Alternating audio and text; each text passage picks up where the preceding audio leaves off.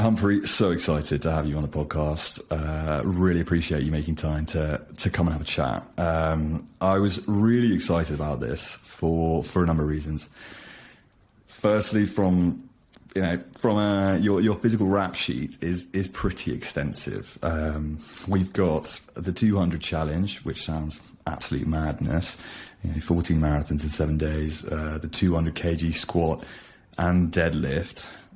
The London to Edinburgh bike ride in just over 24 hours. We've got your 24-hour run where you clocked up 116 miles, and not to mention, a handful of ultras getting onto the Welsh 3000. It's quite a lot to process, and the more I kind of went into what you did, I was running out of space in my notes, to be perfectly honest. But I think before we get into all of that and how those kind of adventures and expeditions came about, it'd be really interesting to hear kind of from you your perspective on why you're doing what you are at the moment, and kind of get a bit of a background as to who you are and kind of your context earlier in life that has driven you to where you are today, and why, I have no doubt, driven you to continue to do these kind of adventures moving forwards. Yeah, cool. Well, thanks for having me. It was actually Edinburgh to London, which means that it was all downhill. Okay. So it was heading south, but otherwise it was, accurate. That one came about because of an Ironman, but after the Ironman, spending so much time on the bike. But how did I get into this? Well, rugby used to take up the extracurricular time, and then a series of head injuries, like most people do, kind of made it nonsensical to keep rolling with it. And I remember doing a summer job, which was marqueeing, long hours, sort of working the weekends, that sort of thing. And we had a rare Sunday off, and filling the time, I was watching, the Iron Cowboy, James Lawrence. Okay. Have you seen his documentary, 50 Ironmans, 50 Days? I've heard of that, 50 Ironman, 50 days. Oh, you've got to watch this. You're an Ironman. I've got to get into it. It's epic. So he's lately done 101 in 101 days, but before that he had a doc of 50 in 50 states in 50 days. And I was watching that thinking the marathon is the pinnacle of endurance sport. Sure. And I think most sort of like meathead rugby players think that is the sort of target if you want to transition into marathon, just tick that one off the list. Yeah. But I watched that documentary and then thought, oh, bloody hell, what's my excuse? And we have a 5-mile loop around my house at home, and I was eating a burger watching this documentary, and then I just strapped up, put on the trainers and ran the loop until I hit a marathon, holding my iPhone, doing the step count kind of thing. Yeah. And that's when I suddenly realised that actually there's this whole world beyond marathon, ultra, all of that sort of mad shit that lots of people are doing. And I think that was the real start. But I was recovering from head injuries, but also ACL reconstruction. I was about 9-10 months down the line from having the knee done. So it was kind of I wanted to prove to myself that the bloody leg still works. So yeah, I think that was the transition. It was filling the void that rugby left from not being able to play sport again. And why is sport kind of so important for you? I mean, even before rugby, how did you... Sport is, I think, on reflection, it's just, well, first of all, it's just fun. It's play. And things happen quickly in sport. It's... I think it evokes something very primal. It's just a group of people working together to achieve a certain goal, and it's the only place where things start to happen very quickly. There's ups, there's downs, there's cohesion, camaraderie, that all kind of goes with that, and that's why sport's fun, isn't it? There's, I think, one thing about endurance sport is that there's less of that unless you're joining a club, and you probably have a club in Madrid. But most of my training hours, especially around the Ironman stuff, was during COVID. So it was solo bike rides, solo runs, etc. And I think that also helps in some ways, develop a level of resilience. But I didn't know I didn't know what big sort of heading out on group rides and that sort of community aspect of it was like. Yeah. But yeah, it's the cohesion, playfulness, sense of belonging that sports is. You just can't get it in any other sort of parameter of life. It's just fun. And so, at what point did rugby stop being a part of your life, and you said, "Right, that's it. I'm done. I'm out." And you move on to, so you're sat down, you're like running this match marathon, and then how did you transition to kind of fixing your sights on, right, Ironman is the one, I'm going to work towards that, and what did that kind of journey look like for you?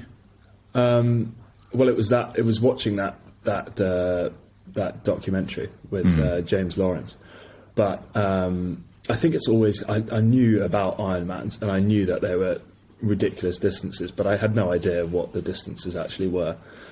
But when I went to the neurologist with the head, and that was the real one, lots of people have ACLs and you can get back from that, but it was the head knocks, and I was 8 months with PCS, post-concussion syndrome, just not being able to sit through lectures whilst I was at university, worrying about how it would affect my final exams, that sort of thing.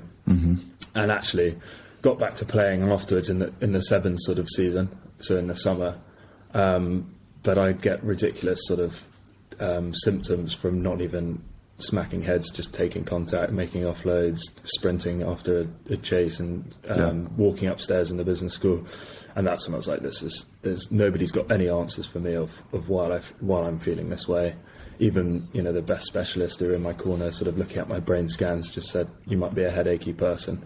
But I think when that sort of stuff happens, it makes it just it's not worth carrying on unless there's a real solution that will work. And then looking at all the long-term effects that it might have, it makes sense to choose a sport that's a little less contact heavy. So that's true. Dipping your toes into the endurance space was I think a natural progression, given that we all had lots of time on our hands during the sort of COVID times, and it all sort of came hand in hand. I think I was only working post-uni for about 8 months before the lockdown happened, so I started training for the Ironman straight away as sort of a coping mechanism for moving into town in London. Training in the basement, bought one of those Wahoo trainers, the wheel drive ones. Essential. That you just strap the wheel on. So, and it was something new, learning to swim basically, and it was fun for about 3 months, and then it dragged on a bit. It certainly does. You've got to really commit to it and spend a lot of time on that damn machine, not to mention pools and their endless timetable nightmares. Yeah. I was Latchmere Leisure Centre. Was my training ground. That's the one, is it? Yeah. You can basically hear the Verucas screaming as you walk in off the floors. But yeah, it's got water and a few lanes. It's got a slow lane. That's all you need. Need. And so, did you set your sights on a particular Ironman and say, right, that's the goal, I'm going to train towards that? Or was it purely, this is something I want to get into, I've got to get half decent on the bike, as you say, I've got to learn to swim? What was the process there? Yeah, so I booked into a half originally, thinking, God, these are expensive. Like, what are they actually putting on? Absolute madness. 550 quid for a race fee. Yeah. Naively booked onto a half, thinking, that seems manageable, and then I think I was on the phone to a mate, and they were like, well, if you're going to do all that training for a half, you might as well do a full one. And I was like, actually, you're probably right, I'll book a full one a month after the half. And I did it after, I think I've been to the pub for a few beers, a bit of Dutch courage, and booked onto the full, and then it was just full steam ahead. And just loving the process, because there's so much more to the actual training, isn't there? It's the nutritional bit, understanding the biomechanics of the body, things like bike fits that I never would have thought about. Sure. All these little 1% gains, and you can start to get quite obsessive with it as well. And there's heaps of stuff everyone knows you can learn anything off YouTube, but spent a lot of time basically watching YouTube videos on how to swim, how to get through these 6-7 hour bike sessions. And yeah, it was just going 2 feet into the process. It wraps you in, doesn't it? It certainly does. And just thinking about how can we provide value to someone who's perhaps heard of Ironman, is willing, as you just said, marathon was kind of previously the top of physical achievement, and how we can push that boundary further out. Someone who's looking at getting to Ironman, where could they start? And in terms of that learning process, did you do that just by yourself, researching online? Did you go and get a coach involved to help you structure that? What did that look like for you? Yeah, so first I had a lad who called me the other day, and he was looking to get into it as well, and I was trying to put myself back in the shoes of where I was, and it is daunting. There's way more questions than answers. And I remember online just gets complicated. Remember Triathlon Terran was one guy that I came across. Nick Bear was another guy had just done one. So look at all the videos that he had done and made over the Ironman period, and trying to figure out what his weekly schedule looked like.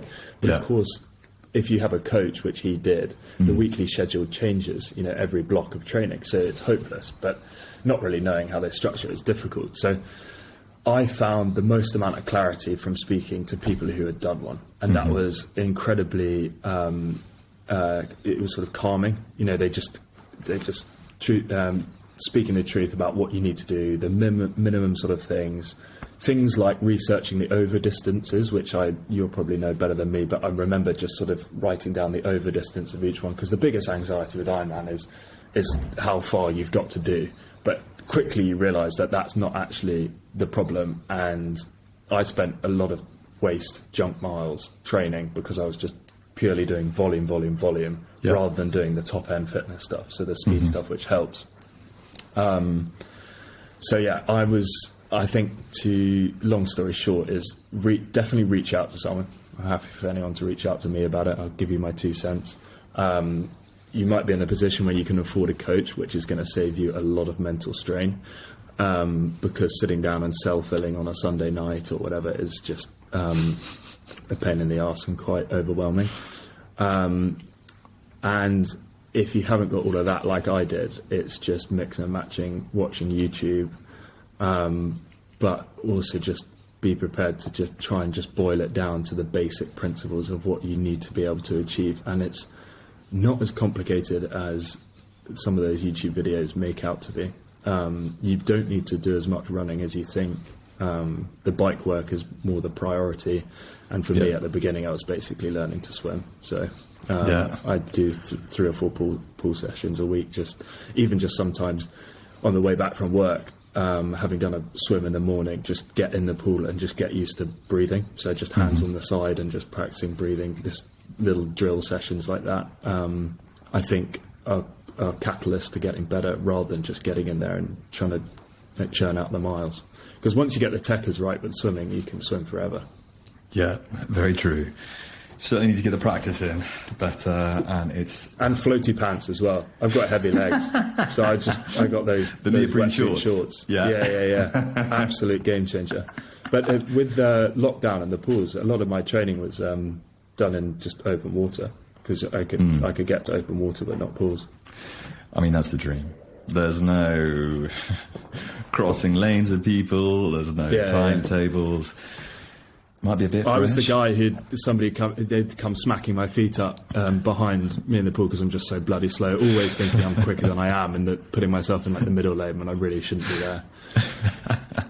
Well, at least there's a bit of they were respecting the lanes. Over here it's an absolute free for all, I tell you. Oh, really? Yeah. I'm not going to get into it. I'll start getting very irritated. So that was your first kind of major challenge.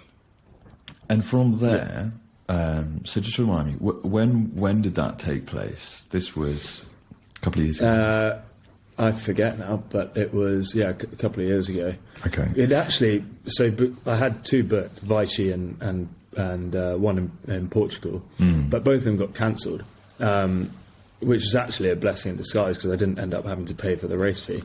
But we ended up, a few lads got theirs cancelled too, and we ended up doing one at home in November. So it was 9-degree water, doing it around the Cotswolds, and as strict as we could. No earphones, no drafting, all the race rules. Yeah. Mapped out the distance, and we managed to mobilise it within a couple of weeks and get some lads down. And unfortunately, it was that curfew on the pubs as well. So I'd finished just after 10 o'clock at night, and I couldn't even get a pint after finishing. Nightmare. This is the curfew where you could have a Scotch egg counted as a decent meal, and therefore you could have a pint. That's right. Scotch egg sales must have gone through the absolute roof in the UK. I consider myself a Scotch egg connoisseur, by the way. I know my Scotch eggs. We'll see if we can put some tasting tips in the show notes. And so from there, it seems that's really kind of kick-started your endurance interest, and the amount of challenges you've put yourself on from there has just been, mind-blowing, all the kind of stuff you've been getting into. It was very interesting. You did that Ironman supporting Head for Change. That was the 200 challenge, was Head for Change. Yeah. So obviously, again, very connected to your concussion, and it seems like you're really trying to make a difference and move things forward there. How did the Head for Change, the 200 challenge, how did that come about? Because that it's fascinating, because this is all about how can we raise our horizons in what is possible, what our perception of possible is, and so you've gone your journey there from going from a marathon to an Ironman, raising your sights as to, that's quite a lot. But once you've done it, then the bar is set as to, I know I can do that, right, what's next? The 200 challenge is quite an undertaking. So just run us through what that exactly looked like. Yeah, it's always a bit of a mouthful. So one of the things that I didn't like so much about the Ironman is it was very, swim, bike, run heavy. And with the background in rugby, I enjoy the weightlifting part, or at least like to keep on a bit of size. And then I came across these guys who are pioneering this sort of hybrid training space. So using strength training as a tool to reduce some of the miles that you need to do through endurance. So pre-fatiguing the legs, for example, through weight training, and then heading out on a run. And I like that aspect of training. So I wanted to build in a challenge that encompassed both strength and endurance. And also the bike bit is the longest bit, which I found tedious, I sort of burnt myself out on the bike, having done that 400-mile cycle in between Edinburgh and London, and then thought, right, I'm going to just stick to running. It's the sort of quickest to do, isn't it? I think even Lawrence Armstrong prefers running to cycling, but says it all, doesn't it? Yeah. So it was 200 kilos. It was 200 challenge because you're 200% more likely to have dementia over the age of 50 if you've had 5 concussions. So it was to raise awareness and also raise money for this charity called Head for Change, which is Alex Popham's charity, which helps basically athletes, present, future, to help with some of the repercussions of taking lots of head knocks, and also their families as well. So it was cool. It was a challenge charity that I resonated with, and I thought this kind of kick-started my area into the endurance space. So 200 kilo squat, 200 kilo deadlift, 200 hours of running, of which I completed 14 marathons, and it worked out as 7 days. And it was all between 10 rugby clubs in the UK as well. So we started in Gloucester, down to Bristol, and then up and around, and ended up running to the hallowed turf, of course, at Twickenham to finish. So yeah, it was good.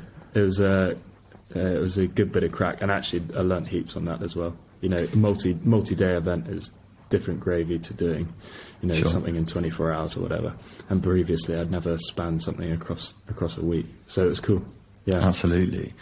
It's an incredibly imaginative challenge that you set yourself there, and really nicely links in with your history in rugby, and really kind of raising awareness for something that is only really kind of beginning to gain some traction now, and it's quite terrifying for me, especially. I really kind of feel identified with yourself as well, having myself gone through a load of concussions, and because of that, switching to triathlon.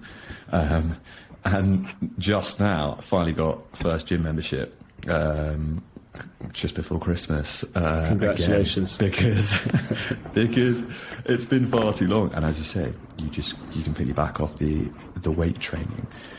But this particular challenge, how did you kind of conceptualize that? That imagination, that creativity of putting it all together. How did that come about? I literally just running figures. I was thinking about. I was doing a lot of research anyway because of Conka and the company I was starting, and there was a poignant challenge there with the number 200, and I thought, what can I fit into that? Running, weightlifting, and I don't know. It just sort of these things.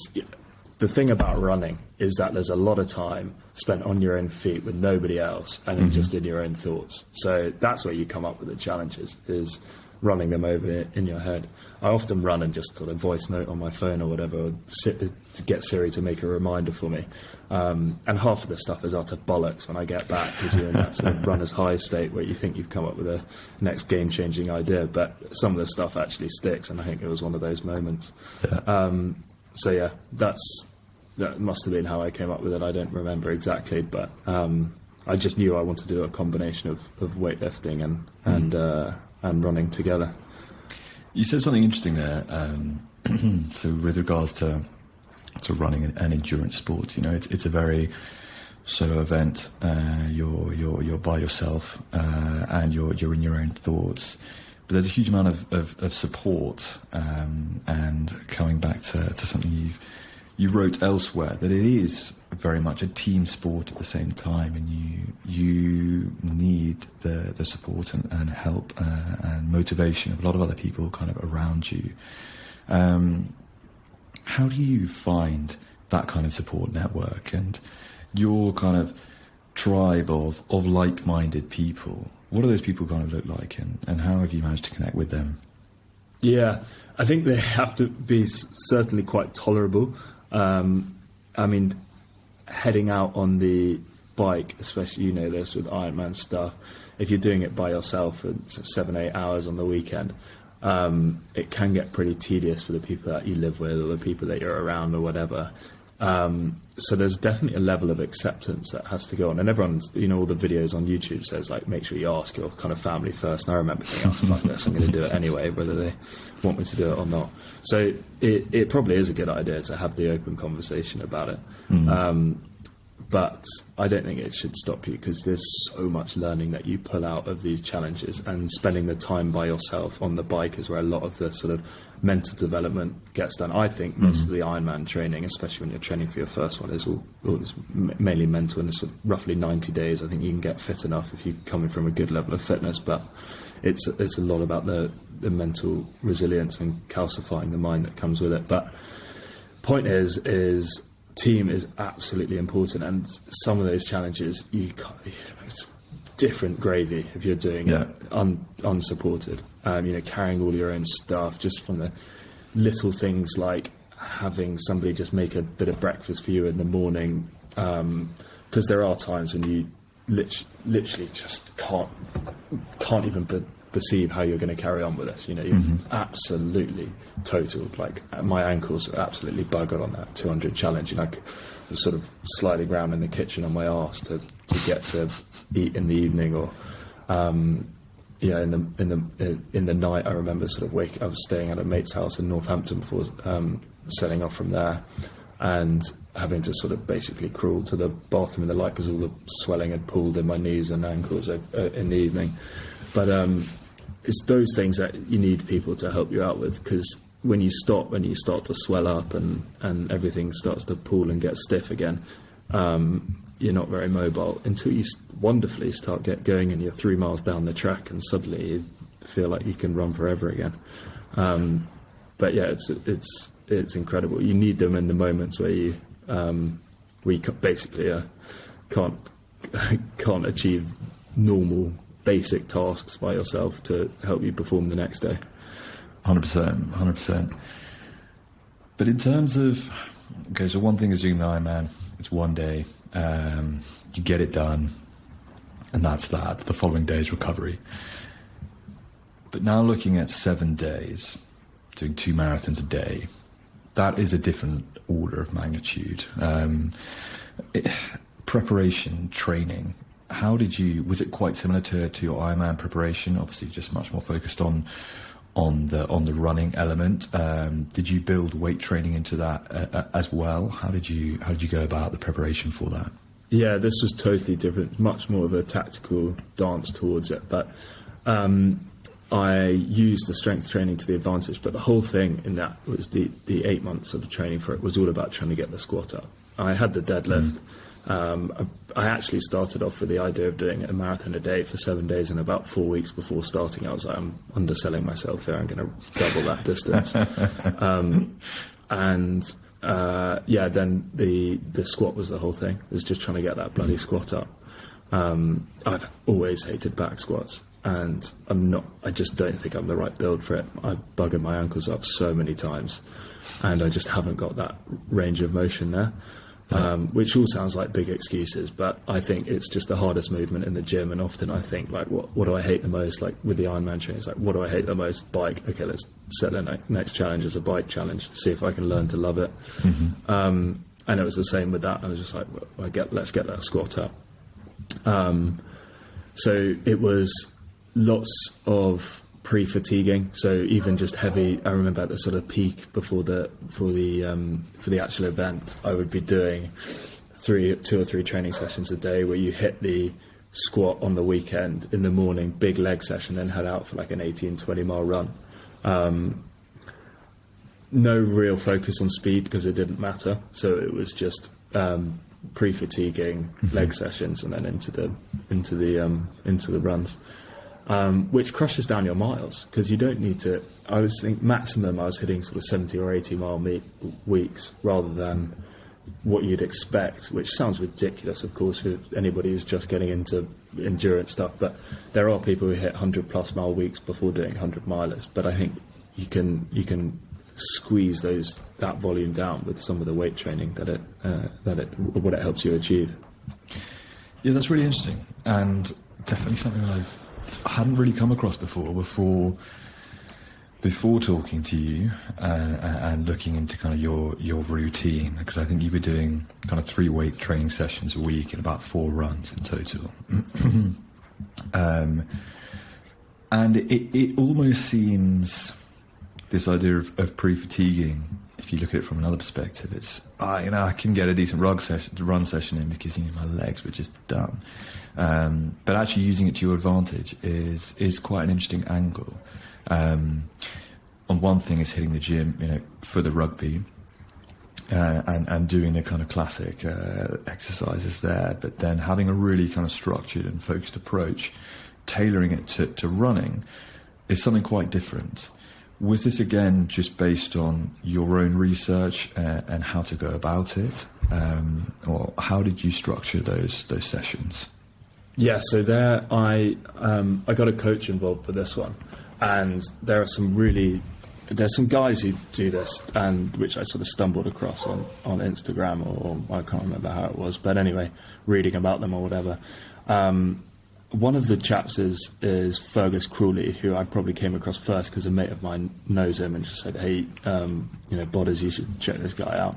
And that sort of started being like, oh God, the strength and endurance can coexist. It's always typically been that it's one or the other. Yeah. And you're never going to be elite in either one, but you can do both concurrently, and you can use them to their advantage and help the other one out, which is pretty cool. So I like that way of training. And the thing about that is I started by matching basically an endurance program and just stapling it onto a strength-based program, which is a common mistake that I think a lot of people make when they start the sort of hybrid technique, and it's difficult because there's way too much volume and you just end up not having any energy for any session. So you just started going backwards. But then having a bit more of a structured approach, just spoke to a coach and he said, let me just schedule it up for you for basically 3 months and that will send you on your way. And so that's what I did. And it is, there's a lot more to juggle with the strength and endurance than just purely endurance. There's less of a blueprint, so I think it was good. And also, working with a coach, I think for anybody who is interested or wants to take training seriously, do you use a coach? I did, yeah. Which, again, was a game changer. I had no idea what I was doing. And more than anything, the mental... I don't want to have to think, well, first, I don't know how to train effectively. I was just going out running at 70%, or just smashing it every time. And just also giving me the kind of mental headspace to Monday, right, what have I got to do? Just open it up, that's what you got to do. Saved me a huge amount of kind of research and just kind of freeing up a lot mentally. It's and also a learning process. You've got somebody to ask about why or what's their rationale behind putting that in. Yeah. So you do learn a lot more. And I think that's half the reason why we do these sort of things, is to discover more about how we work. If you're going to go through this life in this body with this brain and mind, then you better start understanding how the bloody thing works. So that's that. I don't know. That was my take on it as well, as like more of an investment. Like I'm actually going to get something out of this and understand that I can translate into everyday life as well. So yeah, I think if you can afford it, and which they don't, they're not hugely expensive, then it saves a lot of mental energy and can also help you progress faster. Yeah, no, I completely agree there. And so since then, you smashed that one out of the park. That was a great success. And then since then, you've done a number of different kind of challenges. You've done your ultras, your 50k runs, the Welsh 3000, which I thought was superb. Just run us through what the Welsh 3000 is for yeah, I had no idea what it was either. I met my Bambi was he's practically a half mountain goat. He said let's go and do it, and it's basically, if I remember correctly, 15 peaks above 3,000 feet in Snowdonia in a day. So once you come off the ridge about twice or three times over the course of the day, but once you're up on the ridge, it's all right. You don't lose too much altitude, so you're just on top of the ridge and running along it. But we did it in about 18 hours, and again, this is another one of those moments where you realise that actually you've only just scratching the surface. Because back in the 60s or something, when I YouTubed it later after finishing it, there was a guy who'd done it in 4 hours and 10 minutes or something. What? And incredible effort. And that's, I think, some of the world's most impressive athletes exist in this endurance space, and ultimately that's what we're made for, isn't it? Homo erectus, they ran down their prey, and I don't know, you've probably read the book Born to Run, but it's a very persuasive argument behind why humans are absolutely born to run, and of course have prevailed because we can endure better than any other animal on the planet. But you just suddenly see that actually we're not sprinters, we're not fast twitch animals at all, we are endurance beasts. And watching guys like that back in the 60s with no sports gels, no real kit, basically daps, no trainers, like being able to do that in 4.5 hours when we were really giving it a nudge, and it took us about 12 or 13 hours of moving time, is incredible. It really is exceptional, and I think you've really touched on something there, which for a lot of people as well, I think we get very fixated on the kit. Oh, I need this, then I can do that. The gels, the latest shoes, the whatever. And it's not that at all. It is this is all about if you just want to go and get out and do it. The sky's the limit as to whatever, as to how creative you want to be with it, and whatever you want to do. And sometimes I think it hinders success. So thinking about all the sort of things you should have in place and the nice bikes that you should have. I mean, one of the guys that I admire, who I started doing my Ironman training with, sort of halfway through, Matt, he used to have to borrow his neighbour's bike to get out. So he'd go and chop the woods in his neighbour's house, chop the wood, get his neighbour's bike borrowed for the weekend, so to pay his dues in the week to be able to borrow the bike. Bought himself some bike shoes, so at least he's got bike shoes and he hasn't, just got pedals. And he'd just smoke me every hill. He'd just absolutely smoke me. He'd sit in the gym on his watt bike, and the only other time he'd do it is by borrowing his neighbour's bike. But he'd just do laps up and down the hill. While I was just trying to complete, just get to the top. But yeah, there's people out there who just don't prioritise having all the kit, and sometimes it fares them better. Even things like running, I never, had all the gels. People say train with the nutrition that you're going to actually race with, and I think that's true to an extent. But don't stress about it if you haven't got all the right gels or whatever. I think one of the best things is training fasted, and I know there's huge split opinions on that, but I love training fasted. I think I did it by mistake and purely because I didn't want to spend loads of money on gels and that sort of thing. But heading out in the morning when you haven't eaten for 10 hours or whatever, and doing a run completely in a state of ketosis where you feel fully empty, that's probably as close as you can get to 5 hours plus of Ironman without having to do that sort of work beforehand. I think there's little tools and hacks that you can do, and actually having all the kit sometimes hinders your actual ability to perform on race day. I love that story about your mate having to chop wood to borrow his neighbour's bike. I think that's fantastic. Yeah, and it's true. This nutrition, £2 a gel. All of a sudden, you go out on a long ride, you smash a couple of those over a month. That's the price of, depending on how you want to look at it and what other supplements you're taking, you get a really decent coach for not too dissimilar amount of money. But the fasted training... You can sell anything to a cyclist, can't you? There's always the carbon version, and then there's always the titanium version. Talk about financial black holes, my God. But yeah, you're right. The fasted training is a pretty controversial topic. I'm very much the school of thought of fueling, just because I love food. And so at least I feel a bit better if, even then, if you don't end up to going out, you've got the toast and the peanut butter and the honey. And it depends on what you're doing it for, though, right? Like, I think one of the reasons why I love running is because you don't need any kit. It's just you, trainers, road, and you're 100%. off, and it's so accessible to everyone. And then another layer on top of that is like when you take out fueling and food and phones and earphones from that, it's just physical exertion in the most rawest form. It just feels so natural.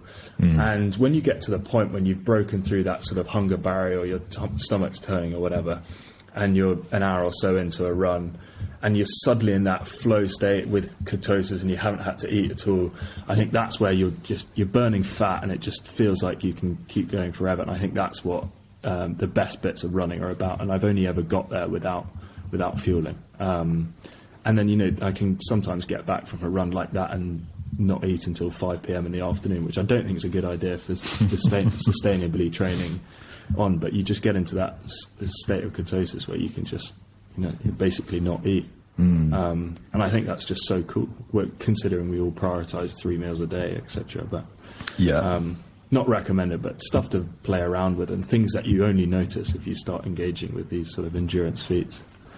Absolutely. But it is a very kind of niche community. You don't... There doesn't seem to be... If you're not within that kind of endurance niche, coming across these guys... Full disclosure, I'd never heard of the Welsh 3000 before I looked you up. Yeah, I think it is. I think it is such a I absolutely love the concept and getting people out there, into the mountains, hitting Snowdon. That's where it's at, isn't it? You've got to get in the hills. 100%. But why is it such kind of niche knowledge? Why are these guys this guy who clocked it in 4 hours that you mentioned, no idea who that guy is. And these are unbelievable feats of, human physical exertion, and yet we've never really heard of them. Crazy, isn't it? But yet we've been doing it for ages. The first marathon was run, wasn't it, between Marathon and Athens? And it actually wasn't Marathon in Athens, was it? He ran to Sparta to warn about an invasion, and he'd done 200 and something miles in one hit, and then he keeled over dead when he got back to Marathon, something like that. But that, it's 2,000 years ago, and even before that, it's absolutely natural to us, which I think is the coolest thing, is that we are actually designed to do these sort of amazing feats of endurance. But of course it's a niche sport because it takes forever. I guess it's seemingly not that interesting, although so much more happens when you're in your own head for that amount of time than it originally looks like it from an outsider looking in. But it's a slippery slope once you start engaging with it. The goalposts just forever keep moving further into the future, and you can never complete. There's always somebody who's outdone you. Yeah, absolutely. And I think the more, certainly from a personal perspective, the more I hear about these incredible things that people have done, this constant goal shifting. Previously, the marathon was the one. Then it was the Ironman. The Ironman is the one. Then you hear about blokes who've done double Ironmans. It's like, you don't even conceptualize it as something that could be done. Then you hear about guys who've done 40 marathons in 7 days, and the goalposts shift again as to suddenly on your radar. Right, that's a possibility. Mine doesn't compare to the feats out there, but there's different levels. But it's for the majority of people who a 10K run is a big deal. They sign up for that, and then it's the half marathon again. And it's just bit by bit, step by step, I think. And then the more you hear about these things, I think your perspective shifts. But you continue to kind of do these challenges and amazing feats. Kind of what's next for you? Do you have anything on the radar, or at the moment is it just doing this because you enjoy it and for kind of running's sake? Yeah, well, I think the latter is probably the main reason, but I have got something else that you're doing, because there's also an element of, if you're doing all this training, no matter who you are, how high you get up in society or how wealthy you are, you've got to train every day to stay healthy, or at least eat the right stuff. And if you realise that early on, then you might as well start setting yourself some goals, and that's kind of the way that I've taken it. So I've got first ever actual official marathon, which is London on the 23rd of April. Okay. But in true hybrid mentality, I'm going to try and build in a bit of a challenge to that. And again, it's a bit of a mouthful, so you can turn the podcast off if you want to now. But it's a 500-pound deadlift, a 400-pound, so it's 5, 4, 3, 2, 1, 400-pound squat, 300-pound bench press, 200-minute marathon, which is a 3:20, and then a 1 mile in under 5 minutes. So 5, 4, 3, 2, 1. Okay. All in 24 hours. 500 pounds. What are we talking kilos there? It's about a 220 kg. And then you got like a 180 squat, and then about a 140 bench, and then it's a 200-minute marathon, so 3:20, and then a sub 5 minute mile, so a 4 something minute mile. Okay. Which is going to be my Everest, I think, actually. Yeah. Just getting the speed up. Or is that the one you're most worried about, the speed? I don't know. Have you done a TT for a mile before? I mean, it just just a mile is it's pretty horrific. But I'm also, of course, when you pile on the weight and you deading 500 pounds, then you start getting heavier and heavier, so the running gets harder. Yeah. So it's a juggle between trying to get them both to balance and work concurrently. But that's why we love it. It's fun. For sure. But yeah, I think the speed aspect is going to be the most difficult, considering, you know, in the past, like doing 100 milers and stuff, you can just plod along, one foot in front of the other. There's no speed mentality to it at all. Yeah. And so preparation and training for that, I imagine the gym is playing a pretty large part. But then on the speed side of things, you getting the sprints in, how are you structuring that? Yeah, so yesterday I had my first sort of speed session, which is a 20-minute, 90% of marathon pace, and then last 20 minutes was all out. But yeah, there's pickups during the week, which I'm quite enjoying because, of course, it's quicker. You know, shorter, more intense bouts of exercise, which is fun. Yeah. And it brings back that sort of like rugby fitness where you can feel your throat bloody bleeding inside, and it's a different level of pain. They're two totally different levels of pain, endurance and the speed stuff. And it's fun to be able to, you know, dip your toes into both and remember what it's like. So yeah, it's good. No, I'm enjoying it. I'm not worried about the distance too much, but it's about being able to sustain that level of speed over the distance, which is worrying. Yeah, no, definitely. And whilst you're training, is this a pretty solitary activity? Do you have training partners who you join you along the way? Yeah, but of course you can't count on training partners the whole time. So yes, it's brilliant and such a bonus when you've got people, but it's not always easy. Like you said, it's a niche sport, so you're going to have to do most of it by yourself. But I think some of the stuff that I'm really interested in is having more training partners, because I think truly to get the most out of yourself and to push yourself the hardest, it's, in my experience, always been when there's a slight competitive aspect to it and there's somebody else doing it with you. Yeah. I always, 10-minute max effort, max cal air bikes at the end of the session. If I'm doing that by myself, I start to ease off. You know, it starts getting shit, and you're easing off. Whereas if you and I were doing it, I'd be trying to peer over at your screen and see how many cows you've got on top of me and seeing if I could nudge that one up. Absolutely. It's important. Say it keeps you honest. Yeah, 100%. I think it's so important to have training partners, but you just got to find the right ones, and everyone's got their own agenda and training schedule, so sometimes it doesn't match, which is even more antisocial. But yeah, I think some of the best conversations happen on long runs, you know, when you're just plodding away at a nice easy heart rate, having a natter. I think shoulder to shoulder conversations rather than face to face always brings out a different level of honesty. And in the sauna, actually, for that matter, in the truth chambers, suddenly some people start unloading. People start unloading some of their real dark and deeper secrets when you're in the truth chamber. Yeah. What's the form these days in UK saunas? Is it a Speedo affair? Is it a towel, or is it just just get naked? Yeah, exactly. Yeah. Yeah. No, unfortunately, mine is actually an all men's sauna, but it is. I think you get some odd looks if you walked in there without a towel or trunks on.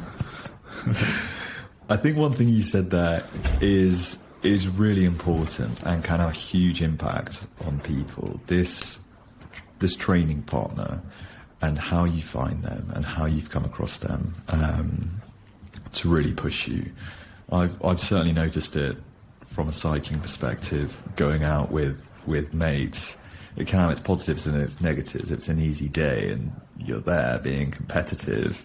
It's perhaps counterproductive. But on the fast days, as you say, peering over at the screen at the person next to you, seeing what they're pushing, it really drives you. Where have the majority of your training partners that you've been fortunate enough to find come from? And how do you kind of keep looking for training partners kind of going forwards? Yeah. Where have they come from? They're normally, friends who are just getting into it or wanting to do it. I'm just trying to think. Actually, one of the beautiful things about the sport is because it's niche, when I say the sport, just endurance stuff in general, is when you've got sort of training schedules in common with someone, it's like, why not meet up? If you're going to go out on a 3-hour run, you might as well do it with somebody. It's more sociable. So I think most of it depends on sort of timing. Sometimes coincidence just gravitates you towards people because you're both training in a similar sort of way. And that's always fun. And like I said, I think the conversations that happen in those bouts of prolonged exercise are quite interesting ones. They'll tend to be. If you put yourself out there and you turn up for a run at 6 a.m. on a Saturday morning, everyone's had to get up at 5 and drive to Richmond Park or whatever, then you're going to meet an interesting group of people there, because they're not the ones who are sitting out in the pub in the evening. They prioritise training over. I've met some cool people. And Matt Fraser, he's got some of my favourite quotes in the world, but he's a CrossFit athlete. He always says, if you want to meet or find the most interesting people in your town, turn up to your 5 a.m. CrossFit class. And I think there's an element of truth in that. So yeah, I think once you go on the journey, and I think I'd take a similar sort of stance to the whole networking thing in business as well. Once you really find what you want to do, then you start meeting the right people on the journey anyway, rather than having to go out and look for them. But at the same time, I think there's an element of eroded egos when you go into this level of endurance sport, that people are very approachable in it. And not many people kind of have a big ego in that space. So I think you can just chat to people. And of course, a lot of people post online now. Like I do, I think people are interested in what I'm doing. So sometimes I post the odd story, so people are putting themselves out there. And I guess it's easier to get in touch with people than it ever has been before. But there's a mutual level of trust, I think. I think if somebody's training in a similar sort of way or towards an event that's similar to yours, or even the same event, there's a natural fit.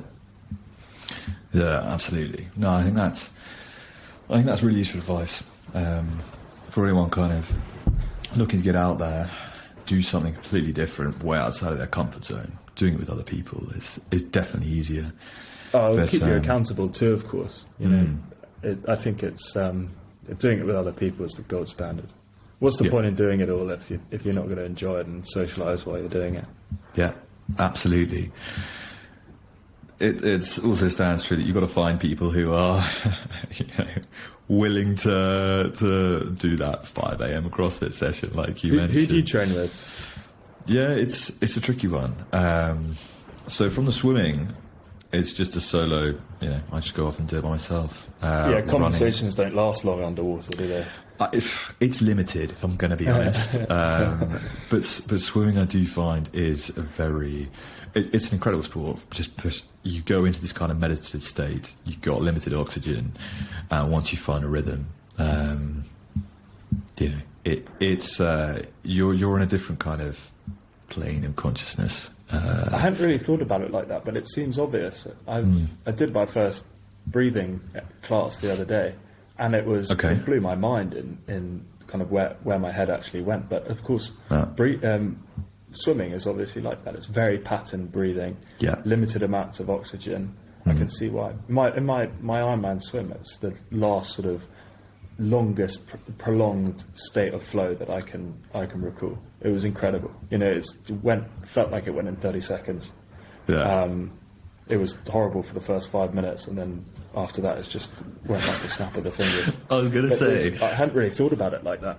I think the highest contrast from what you do in training to then what you do in the event has to be the swim. You've got this peaceful, unless you're doing sprints in the pool, but this meditative state in the pool, and then the event is just, it's a cage fight with some water added on. So I obviously didn't do that because I didn't do an official Ironman because it was all cancelled that year. Of course, yeah. But people talk about that at the beginning. People clambering over the top of you in the water. Yeah. What was your experience? Come close to drowning? I got knocked, goggles knocked off a couple of times, kicked in the face, pretty part of the course. But I have to hand it to my coach. we had some, what I thought was like completely ridiculous and also hilarious sessions. Oh, really? At his place, where I was in his pool with my legs strapped to one end of the pool and just swim for 20 minutes. And he would jump on top of me, throw stuff at me with the woggle. Really? And so, yeah, the stress test did actually really help. When you get into it, it's just about remaining calm, you know. Okay, and from a breathing perspective, right, we're going to swim, and then we're not going to breathe every 3. We're going to breathe every 5, and then every 7, and then every 9. And so if you miss that breath, someone's come over the top of you, or you've suddenly gone under the person in front, or whatever it is, you can just be calm. Yeah, And, I feel like a fraud now. I've never actually done an Ironman. I feel like saying that you've done one. Done when the you haven't distance, experienced mate. that. Done the distance. Doesn't count. I'll do one day, I'm sure. It's just the. I mean, I'm in admiration for you having done one over and over again. But I found it quite monotonous, kind of at the end, especially the bike stuff. But also being able to just churn them out like you have is seriously impressive. Well, I mean, just a bit of training, and you need a target on the horizon for something to train. How many towards. have you done now? So I've only done 2 fulls. Yeah, Lots of halves as well. a couple of halves. Yeah, and then been getting in on the swim bikes as well. Oh, really? They seem to become a bit more popular. It's been frustrating because just not being able to run, I wanted to keep active. So it was, pretty ideal actually. With your foot. Exactly, you can still get involved, but you don't have the run off the back, which throws the bike into a bit of a different context altogether, because it's like you're not saving anything. It's full smash up until the end, which I did actually really enjoy. So now that's been interesting. But tying this all together, you still very much are focused on this concussion side of things, and the business that you've since set up, Conka. Tell us a bit about that, how that works, what you've put together there. Sure, yeah. So it was actually probably one of the sort of ideas that developed in training sessions, like I think most things do, seem to sort of accelerate in my head. But essentially, going through that process of PCS and seeing a lot of people go through the same stuff, it's common in sport. I just became incredibly curious about what the hell's going on inside your skull, the chemical changes that take place, and then how you can kind of fix that. And a lot of even endurance stuff is about identifying the needs of the body and then being able to satisfy them or fuel them so that you can keep going for longer. And what we've developed at Conka is essentially a novel combination of herbal ingredients and natural stuff that appears to enhance brain function. And then you can watch that working from within our app, which is a neuroscience approved cognition test that you can actually see the product working. Which was pretty cool when you're going through post-concussion syndrome, to suddenly have something that you can totally take control of your mind. You can start supplementing, eating the right stuff, swallowing, it was in capsule form at the time, and taking the test and seeing an actual tangible improvement in numbers in what's going on inside your head. And it's something that the test and the formula use even in multi-stage endurance events, where my latest one was a track race, which was a 100-miler. It was, a 24-hour track race. Did 112 miles. Every 4 hours, there's a change in direction. So you switch and go the opposite way around the track. Stop you getting dizzy. And Quite a few laps after 400 meters. Yeah. I do a test each time we did a change of direction. And I just find it fascinating to see what's going on inside your head, because, of course, with ultra-endurance stuff, it's more about being able to control your mind rather than having the physical capability to complete it.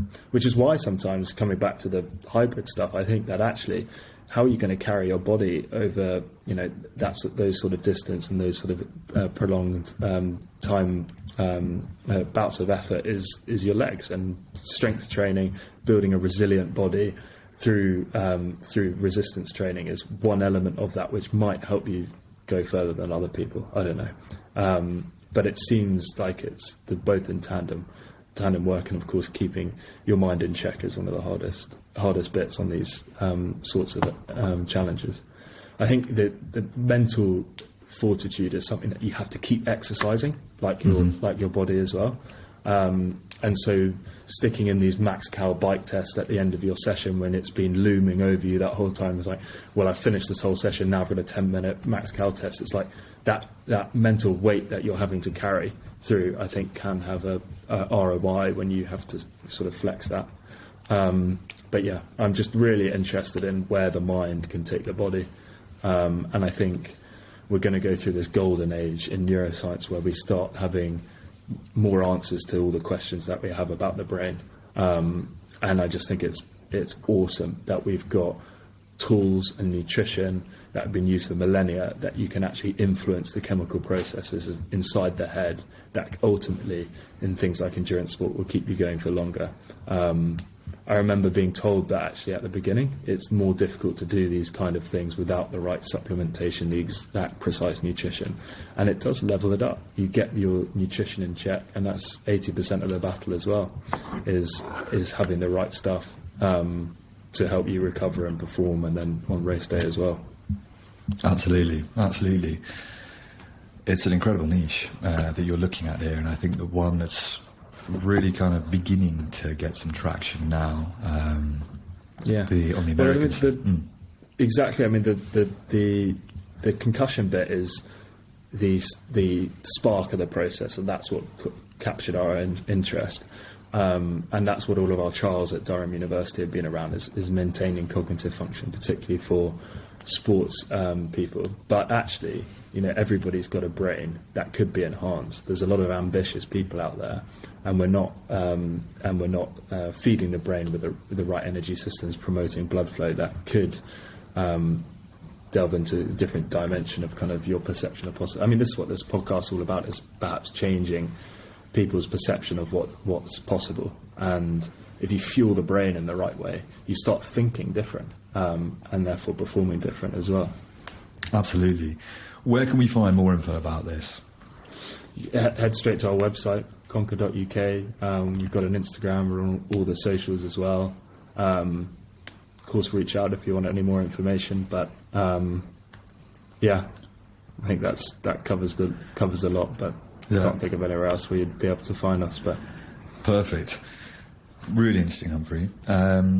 Before we go, thinking about, again, coming back to this this niche being quite undiscovered by kind of the mainstream, and finding other athletes who've done kind of extraordinary things to hear their story. What kind of athletes in this context would you like to hear from, who you think they've got interesting stories?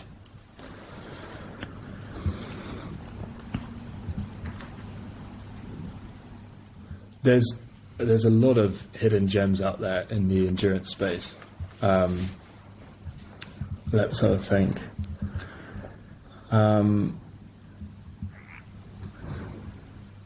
I think mountaineers are some of the most interesting people that you could get on.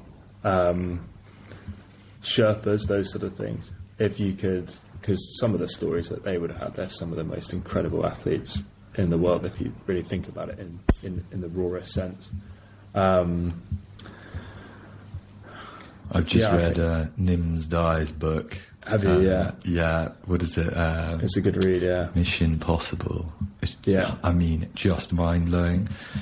But that sort of air of confidence, almost to the point of arrogance that he has, is something that you see in professional sports people as well. That sort of unwavering self-belief that they have, almost to the point that superhero. Which is, I always find, I'm really curious about people's mindset, and that is somebody that I think you see. I actually skydive quite a bit as well, and I started taking it up when I was in the taper going towards that 200 challenge, because again, thinking about that flexing those sort of like the mental fortitude muscle, whatever you want to call it, If you can't do it through exercise, then you can look to other things that also scare you and therefore help you overcome. So it could be public speaking or whatever, but there's always a seed of growth that you could have from doing something like, extreme sports. But the point is that, again, putting yourself in places where you meet interesting people, there's a lot of special forces sort of chaps that come on their weekend and want to jump out planes as well. And you can just see an air of confidence amongst these guys walking down the runway to the plane, that they're constantly trying to challenge themselves. There's a new guy that comes in and they want to do it, and they've never met before, but he's challenging himself. Hey, do you want to do a 2A track on this jump? And you can see him sort of sizing him up, asking him a couple of questions that, about where he might go wrong or freak out or whatever in that sort of fragile moment of jumping out of a plane for the first time together, having only just met each other 30 seconds before. But you can see that there's interesting people, but also ways to kind of keep challenging yourself, and it doesn't have to be through physical stuff. So maybe you could look at other sports as well. And, skydiving is, or any extreme sport where you're going to find nutters who are interesting to talk to. That's the key. No, I laugh because when you said it on the taper phase, I was thinking, what an absolute nightmare if, you break an ankle on landing after all of that training. Yeah. Yeah, it was running through my head because one of the bits where people get injured is the landing. So you're supposed to land into the wind and half flare, full flare, so you land nice and gently. Sure. But it's one of the bits where people get injured. Yeah, so landing with the wind instead of into the wind. Yeah, I definitely committed that exact mistake because I thought the wind was. I thought I could see the flags. This is when I had pretty bad eyesight. And the flag was actually going in the other direction, so I decided to ignore the walkie-talkie that was shouting at me into my helmet. And exactly what you just said. Have you done have you got your A license then? I haven't. So I did about 5 static lines, and then moved on to the dummy pools. But I didn't. I just did it for a weekend, so there wasn't enough time to do all the dummy pools that you can then do it yourself in free fall. But talk about selling anything to a cyclist. It's the same with skydiving. You get to get on the deck again after jumping out, and all you want to do is get back up there and do it again. The adrenaline rush is arguably second to none. Yeah. Humphrey, it's been an absolute pleasure. Really enjoyed this. And wishing you all the best with your 5, 4, 3, 2, 1 challenge. Looking forward to hearing how it goes. Likewise, and seeing all your endurance feats continue as well. Thank you for having me on. It's been a pleasure. It's been truly a real kind of inspiration for me to get myself thinking, okay, we're not going to limit this to the odd competition, to do a bit of triathlon here and there. Let's be a bit more creative about this. What can we do? That's where the fun is. Exactly. It's also where we have spoken about competition, but it's also where you can play your own games. You can exit the matrix and start making your own stuff up. It gives you an excuse for slow running, for example. If you're also abilities to shift a bit of tin in the gym too. Definitely. And on that note, thank you. Thanks, Harry.